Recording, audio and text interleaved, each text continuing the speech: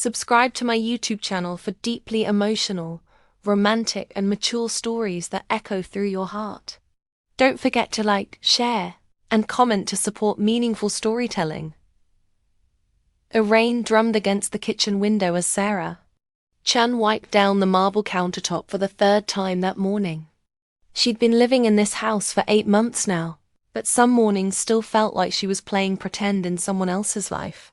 The sprawling suburban home with its perfectly manicured lawn and family photos lining the hallway. It was everything she'd dreamed of during her lonely years as a single mother. Yet something always felt just slightly out of reach, like happiness viewed through frosted glass. Her husband David had left for his business trip to Chicago 2 days ago, and the house felt different without his steady presence. Quieter, more fragile somehow. At 42, Sarah had learned to navigate the delicate dance of being a stepmother to David's son, but she still felt like she was walking on eggshells most days. "Sarah?" The voice from upstairs made her pause mid-wipe. "Could you help me with something?" She set down the cloth and looked toward the ceiling. Marcus had been unusually quiet since his father left, spending most of his time in his room or out with friends. At 23, he was hardly a child, but there was something vulnerable about him that reminded Sarah of herself at that age lost, and trying to figure out where he belonged in the world. "I'll be right up," she called back, smoothing her hands over her cream-colored sweater. She'd been dressing more carefully lately, though she couldn't quite explain why. Something about the way Marcus had started looking at her, not inappropriate, but with a depth that made her feel seen in a way she hadn't experienced in years. The stairs creaked softly under her feet as she made her way up to the second floor. Marcus's door was slightly ajar, and she could see him standing in front of his full-length mirror, his back to her. Her breath caught for just a moment. When had he gotten so tall?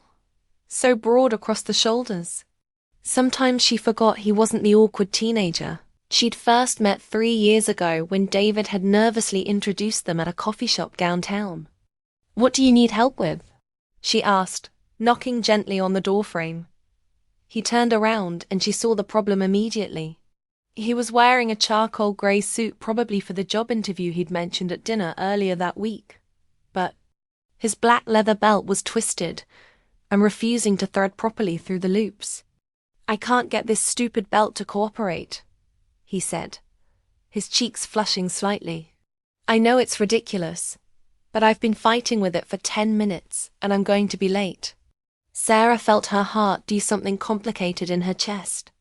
There was something so endearing about this capable young man asking for help with something so simple. It reminded her of all the small intimacies that came with caring for someone, the mundane moments that somehow felt more significant than they should. "Here, let me see," she said, stepping into the room. The space smelled like his cologne, something woody and warm that she'd grown to associate with the sound of his key in the front door each evening. His room was neat, almost obsessively so, with his bed made with military precision and his desk organized like a display in a furniture store. It was the room of someone trying very hard to have his life together. Sarah moved closer, her hands reaching toward the belt. "You've got it all twisted up," she said softly. "Here, let me." But as she touched the leather, her fingers accidentally brushed against his shirt, and she became acutely aware of how close they were standing. Close enough that she could see the small scar on his jawline from a childhood accident David had told her about. Close enough to notice the way his breathing had changed, becoming slightly shallower. "Sorry," she murmured, trying to focus on the task at hand. But her own breathing was becoming unsteady too. This was Marcus, her stepson, her husband's child. These thoughts she was having were dangerous territory, a place she'd promised herself she'd never go.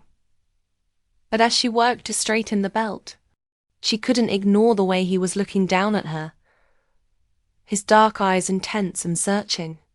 There was something there, something that had been building for months. in stolen glances across the dinner table and conversations that lasted a little too long. "Sarah," he said quietly, and her name on his lips sounded different than it ever had before. More careful, more weighted with meaning. She looked up at him, the belt forgotten in her hands, and for a moment the world seemed to hold its breath. The rain outside had stopped, and the afternoon light filtering through his window cast everything in golden hues.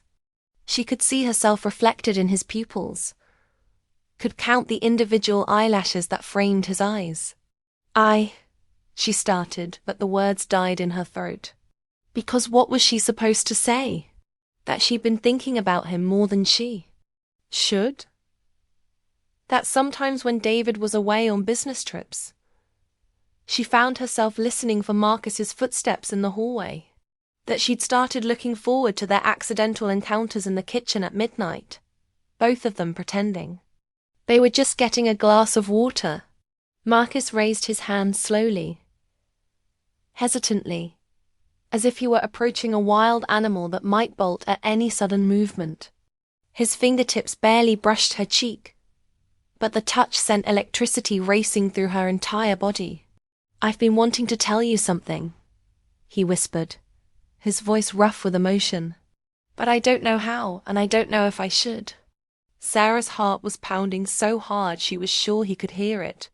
Every rational part of her mind was screaming at her to step away, to laugh it off, to pretend this moment wasn't happening. But her body seemed to have other ideas, leaning almost imperceptibly into his touch. "Marcus," she breathed, and his name felt like a prayer and a confession all at once. The sound of a car door slamming in the driveway shattered the moment like glass hitting concrete. They sprang apart, Sarah's hands trembling as she stepped back toward the door. Marcus ran a hand through his dark hair, looking as shaken as she felt. "That'll be Mrs. Patterson from next door," Sarah said quickly, her voice higher than usual. "She said she might drop by with some of her famous banana bread." Marcus nodded, but his eyes never left her face. "Sarah, about what just—" "The belt," she interrupted, her cheeks burning. "You should probably finish getting ready for your interview." She fled the room before he could respond, her heart hammering against her ribs as she made her way downstairs. In the kitchen, she leaned against the counter and pressed her palms to her flushed cheeks. What had she been thinking? What had she almost let happen? But even as she tried to convince herself that it had been a mistake, a moment of weakness, she couldn't shake the memory of the way Marcus had looked at her. Like she was something precious. Like she was the answer to a question he'd been asking himself for a long time. The doorbell rang, and Sarah smoothed her hair before opening it to find Mrs. Patterson standing on the porch with a foil-covered loaf pan and a knowing smile. "I hope I'm not interrupting anything, dear," the older woman said, her eyes twinkling with mischief. "I was just thinking how quiet it must be with David away." "Not interrupting at all," Sarah replied, accepting the banana bread with hands that were almost steady now. "Would you like some coffee?" As Mrs. Patterson settled herself at the kitchen table and began chatting about the neighborhood gossip, Sarah found herself stealing glances toward the stairs. She could hear Marcus moving around in his room, probably finishing getting ready for his interview. The interview that would determine whether he got the job at the marketing firm downtown. The job that would mean he'd be moving out of the house and into his own apartment. The thought hit her like a physical blow. Marcus leaving. No more accidental midnight encounters. No more helping him with his tie before important meetings. No more of those moments when their eyes would meet across the room, and she'd feel like they were sharing a secret. "Sarah?" Mrs. Patterson's voice pulled her back to the present. "I asked if you were feeling all right. You look a bit flushed." "Just tired," Sarah said quickly. "David's been gone for a few days, and I always sleep poorly when he's away." It wasn't entirely a lie. She had been sleeping poorly, but it had less to do with David's absence and more to do with the confusing tangle of emotions she'd been wrestling with. The guilt over the way her heart raced when Marcus smiled at her. The longing for something she couldn't name. The fear that she was losing herself in feelings she had no right to have. The sound of footsteps on the stairs made both women look up. Marcus appeared in the kitchen doorway, and Sarah's breath caught in her throat. He looked devastatingly handsome in his suit, the belt mail perfectly threaded and positioned. His hair was styled back from his face, and there was a determined set to his shoulders that made him look older, more mature. "I'm heading out," he said, his eyes finding Sarah's across the room. "Wish me luck." "Of course," she managed, her voice barely above a whisper. "You're going to do wonderful." He smiled at her, and for a moment it was like Mrs. Patterson wasn't even there, like the whole world had narrowed down to just the two of them, and the unspoken words hanging in the air between them. "Thank you," he said, and Sarah knew he wasn't just talking about the belt. "For everything." Then he was gone, leaving Sarah staring at the empty doorway and trying to ignore the way her heart had cracked just a little bit when he walked away. Mrs. Patterson cleared her throat delicately. "That's a fine young man David's raised," she said, her tone carefully neutral. "Though I suppose he's not so young anymore, is he?" Sarah turned back to her coffee, not trusting herself to speak. Outside, she could hear Marcus's car starting up and pulling out of the driveway. In a few hours, he might have a job offer. In a few weeks, he might be gone. And David would come home from his business trip, and life would return to its careful, prescribed normalcy. But something had shifted today. Something had been acknowledged in that moment upstairs, even if it had been interrupted before it could fully take shape, and Sarah wasn't sure she could pretend it hadn't happened. The afternoon passed in a haze of forced normalcy. Sarah did laundry, organized the hall closet, and tried to focus on a novel she'd been meaning to read.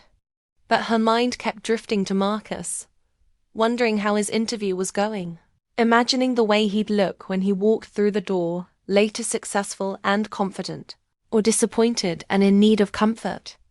She was setting the table for dinner when her phone buzzed with a text from David. "Flight delayed. Won't be home until Thursday. Miss you." Sarah stared at the message, a complicated mix of emotions washing over her. Relief that she'd have more time to sort through her feelings. Anxiety about being alone in the house with Marcus for 2 more days. Guilt over the fact that she wasn't sure she missed her husband as much as she should. The front door opened just as she was pulling a casserole out of the oven, and Marcus's voice called out, "Sarah, are you home?" "In the kitchen," she called, back trying to keep her voice steady.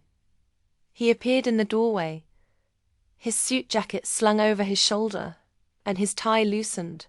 His hair was slightly mussed from running his hands through it, and there was an expression on his face that she couldn't quite read.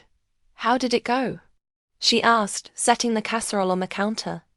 "I got the job," he said, but his tone was flat, almost disappointed. Sarah felt her heart do a complicated dance joy, for his success warring with sorrow at what his success meant. "That's wonderful," she said, forcing brightness into her voice. "We should celebrate." Marcus stepped further into the kitchen, close enough that she could smell his cologne again. "Sarah, about earlier. I made your favorite," she interrupted, gesturing toward the casserole. "Chicken enchiladas with that green sauce you like." He was quiet for a moment, studying her face. "You don't have to take care of me, you know," he said softly. "I'm not a child." "I know that," she replied, but her voice came out more breathless than she intended. "I just ... I like taking care of you." The words hung in the air between them, loaded with meaning neither of them was quite ready to acknowledge. Marcus took another step closer, and Sarah felt her pulse quicken. "When do you start?" she asked, trying to steer the conversation back to safer ground. 2 weeks, he said, "which means I should probably start looking for an apartment." Sarah's hands stilled on the plates she was arranging. You don't have to rush, she said quietly. You're welcome to stay as long as you need to.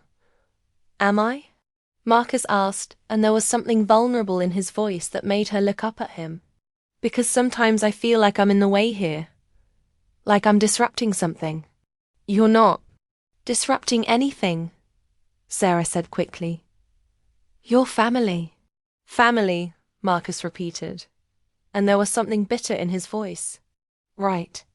Sarah set down the plates and turned to face him fully. What's that supposed to mean? Marcus was quiet. For a long moment, his jaw working like he was fighting some internal battle. Finally, he spoke. Do you love him? The question hit Sarah like a physical blow. What? My dad, Marcus said, his dark eyes intense. Do you love him? Sarah opened her mouth to give the automatic response. Of course she loved David. They were married. How could he even ask such a thing? But the words wouldn't come, because the truth was more complicated than that. She cared about David. She respected him. She was grateful for the stability and security he'd brought to her life. But love? The kind of love that made your heart race and your palms sweat and your breath catch in your throat. Double quotes, she started, then stopped. Because Marcus was looking at her like he could see right through her. Like he already knew the answer. He's a good man, she said finally. He's kind and stable and... That's not what I asked, Marcus interrupted. I asked if you love him. Sarah felt tears prick at the corners of her eyes. Why are you asking me this? Marcus ran a hand through his hair, messing it up even more. Because I see the way you look sometimes. When you think no one's watching. Like you're waiting for something. Like you're lonely even when you're not alone. The accuracy of his observation hit her like a punch to the gut. Because he was right. She had been lonely. Even surrounded by all the trappings of the life she thought she wanted. She'd been desperately, achingly lonely. And I see the way you look at me, Marcus continued, his voice dropping to barely above a whisper. Like maybe I'm what you've been waiting for. Sarah's breath caught in her throat. Marcus, we can't. Can't what? He asked, stepping closer. Can't acknowledge what's been happening between us. Can't admit that there's something here. Sarah backed up until she hit the counter, her hands gripping the edge to keep herself steady. You're my stepson, she said desperately. I'm married. To your father. A marriage that makes you miserable, Marcus said, and there was pain in his voice. Sarah, I've watched you for 3 years.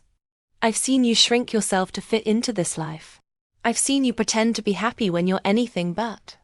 I am happy, Sarah protested, but even to her own ears, the words sounded hollow. Marcus was close enough now that she could see the flecks of gold in his dark eyes. Are you? He asked softly. Because you don't look happy. You look like you're drowning. The words hit too close to home, and Sarah felt a tear slip down her cheek. Because he was right. She had been drowning, slowly and quietly, in a life that looked perfect from the outside but felt empty on the inside. I can't, she whispered. I can't do this to David. I can't do this to you. What about what you're doing to yourself? Marcus asked, reaching up to gently wipe the tear from her cheek. When was the last time you did something because you wanted to, not because it was expected of you? Sarah closed her eyes, leaning into his touch despite herself. When was the last time? She couldn't remember. Her entire adult life had been about making responsible choices, putting other people's needs first, being the good wife, the good stepmother, the good woman. I'm scared, she admitted, the words barely audible. I know, Marcus said, his thumb tracing across her cheekbone. I'm scared too. But I'm more scared of spending the rest of my life wondering what if. Sarah opened her eyes to find him looking at her with such tenderness it made her heart ache. What if you get tired of me? She asked. What if this is just some fantasy and the reality is disappointing? What if it's not? Marcus countered. What if this is real? What if this is the thing that makes you feel alive again? The question hung in the air between them, loaded with possibility and promise, and the kind of risk that Sarah had spent her whole life avoiding. But as she looked into Marcus's eyes, she saw something there that she'd never seen in David's. Hunger for life, for love, for all the messy, complicated, beautiful things that came with truly living. If I do this, she said slowly, if we do this, there's no going back. Everything changes. Everything's already changed, Marcus said softly. We're just deciding whether we're brave enough to admit it. Sarah's heart was pounding so hard she was sure it would burst. Every rational part of her mind was screaming at her to step away, to laugh it off, to pretend this conversation had never happened. But for the first time in years, she found herself listening to her heart instead of her head. I don't know how to do this, she whispered. Neither do I, Marcus admitted. But I know I can't keep pretending. I don't feel this way about you. I know I can't keep watching you fade away in a life that doesn't make you happy. Sarah took a shaky breath, feeling like she was standing at the edge of a cliff.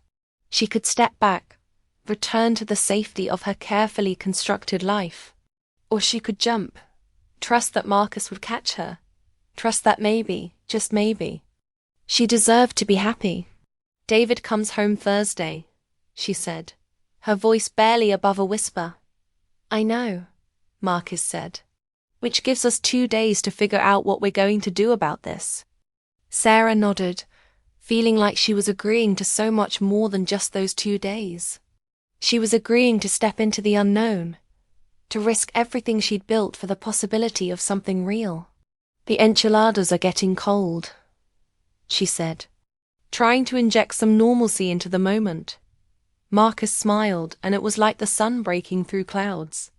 Then we should eat, he said. We'll need our strength for whatever comes next. As they sat down to dinner, Sarah felt something shift inside her chest. The careful walls she'd built around her heart were crumbling, and for the first time in years, she wasn't trying to rebuild them. She was letting them fall, piece by piece, trusting that what lay beneath was worth the risk. Outside, the rain had started again, pattering against the windows like a gentle lullaby. But inside the warm kitchen, 2 people who had been orbiting each other for months were finally allowing themselves to acknowledge the gravity pulling them together. The future was uncertain. There would be difficult conversations ahead, hearts that would be broken, lives that would be forever changed. But for now, in this moment, Sarah allowed herself to feel something she hadn't felt in years. Hoped. Maybe, just maybe, she could have the kind of love she'd always dreamed of. Hope that taking a risk might finally lead her to the life she'd been too afraid to reach for. As Marcus looked at her across the table, his eyes full of promise and possibility, Sarah realized that sometimes the scariest thing you could do was also the most necessary. Sometimes, you had to be brave enough to choose love. The story continues to unfold, with Sarah and Marcus navigating the complex emotions and moral dilemmas of their situation, ultimately leading to a resolution that honors both their feelings and the complicated nature of family relationships.